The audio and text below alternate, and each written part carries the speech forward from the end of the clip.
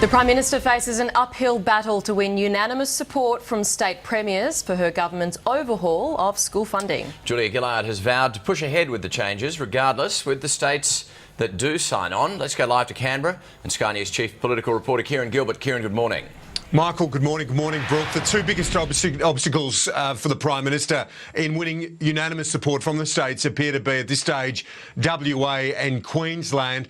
Queensland complaining or asking where's the money coming from, given their tight state budget and also the government's fiscal constraints. And then WA saying, well, they're not getting enough of the share compared to $5 billion additional over the next 6 years for New South Wales. WA, for example, just is forecast to get an additional $300 million. So Colin Barnett, the WA Premier, says they're being punished for already having a good system of school funding. He's not going to sign on. So WA and Queensland, the two obstacles. The other coalition-led states at this stage appear much more sympathetic to the government's plan. This was the Prime Minister yesterday making her case. And then let's play you a little bit of Julie Bishop, the Deputy Liberal leader, from Viewpoint on Sky News last night.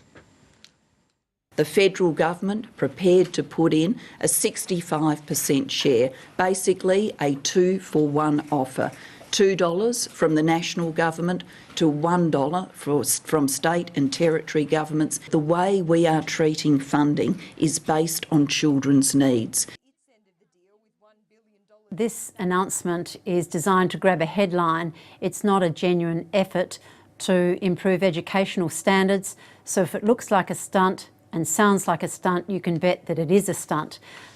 You get a sense there of where the Abbott opposition stands on this issue. They're saying the government's simply moving money around, that it's a con, and we'll have more on that a bit later. I was speaking to Christopher Pine at 7 o'clock this morning.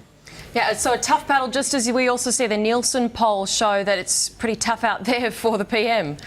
Well, some within the government, Brooke, had hoped that once the Prime Minister had dispatched of Kevin Rudd, that leadership had finally been dealt with, that she might be able to turn things around a bit. And in fact, last week had a relatively good week. There was the trip to China, which went very well. But there was the NBN debate, which many believe the government had the better of.